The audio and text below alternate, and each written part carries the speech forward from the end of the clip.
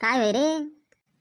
ए आई, मला खूप भूक लागली आहे ना व. मला थोडेसे मेथीचे पराठे करून दे ना. ते मला फ्रीज मध्ये मेथी पडलेली दिसली. दे ना आई, माझी खूप इच्छा होऊन राहिली खायची. दे ना जराशे मला पराठे करून.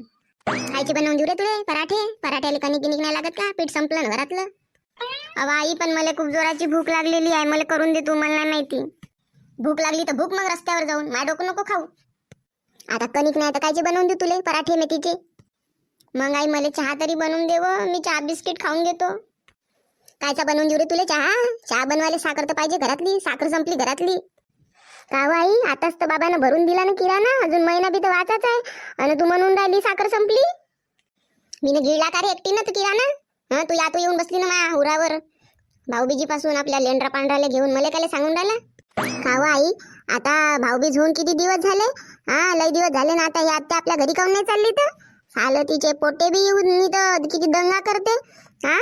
मला माझ्याच पलंगवर झोपू देत नाही. सालं मला त्या थंडीमध्ये खाली जमिनीवर झोपा लागते आणि ते मस्त माझ्या पलंगवर झोपले राहते. काल त्याच्या मोठ्या पुट्ट्यानं माझी अंडरपॅन्ट पण घालून घेतली होती. त्यामुळे बहीण किती त्रास देते साले. काय सांगू बापू तुले माय. सकाळी बी ढीगभर स्वयंपाक, रात्री बी ढीगभर स्वयंपाक, त्याचा नाश्ता, त्याचं पाणी, त्याच्या फरमाईशी पुरा करता करता माझ्या हाड्याच्या काळ्या होऊन गेल्या. काय सांगू तुले माय हालत.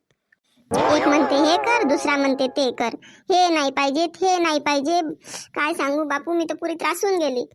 आई, तुला एवढा त्रास होऊन राहिला तर तू तिले म्हणत काऊन नाही वा आपल्या घरी जा म्हणून?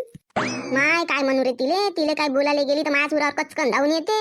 माझ्या हक्क काय म्हणते या घरावर, मी काय बी करीन म्हणते. त्या बापाले बी तिले काही म्हणू देत नाही त्या बाप. अरे पण राहत आहे तर घरातले थोडे काम तर करू लागाव का नाही? तेवढीच मला मदत होते. माझ्या एकटीचा जीव किती थकून जाते. आई, मला पण आता खूप भूक लागलेली आहे ना. दे ना आताच काहीतरी, मला पोट भराले. मला कसं कसं लागून राहिलं. हो बापू थांब, थोडासा पाहतो त्या डब्यामध्ये आहे का बिस्किट. मला वाटते 2-3 असं पडलेले. थांब, तू यासाठी ते देतो, पाण्यासोबत खाऊन घे बापू. हो आई, देव लवकर. हो बापू, तुझा हॉलमध्ये जाऊन बस, आणतो मी तुझ्यासाठी बिस्किट. हो आई, पण लवकर आणजो. हो आणतो ना रे लवकर. जायचं तू बसतो हॉलमध्ये जाऊन.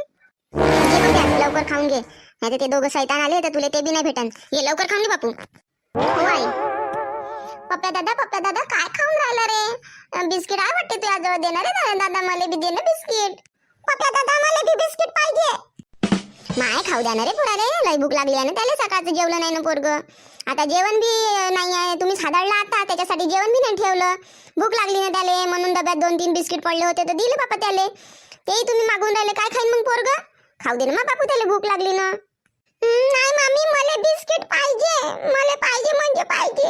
मग मला बी पाहिजे बिस्किट. माय खाऊ दे ना मा. त्या 2 बिस्किटामधून पोरग तुम्हाला किती किती देणार आहे ना रे? खाऊ दे ना मा त्याला. मला नाही माहिती. मला बिस्किट पाहिजे म्हणजे पाहिजे. मला पप्पा दादा बिस्किट नाही देऊन राहिला. माय काय झालं रे? काय लढून राहिले दोघंच्या दोघंही?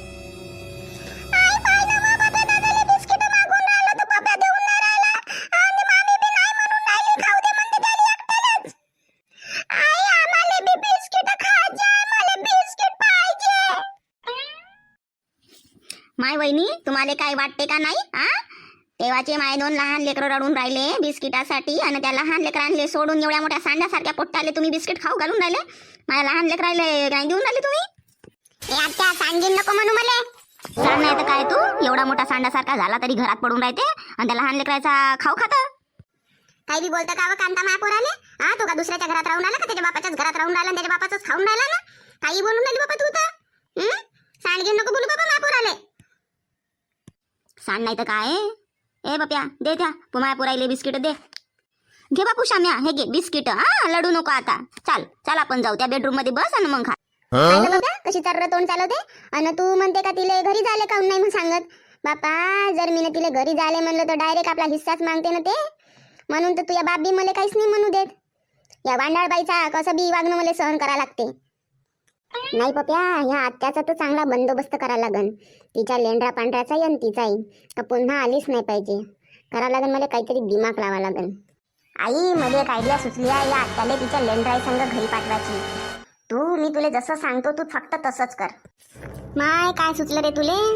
राहू दे ना बापा, आता करायला जाशील काय नवर तर होईन. पाय आपलेच पाय आपल्या गळ्यात पडन ना बापू. जाऊ दे बाप्पा, लय बजात बाई आहे ते. थांब ना व आई, मी तुले जसा म्हणतो तू तशीच कर. पाय कशी इथून पाय लावून पळते तर ते.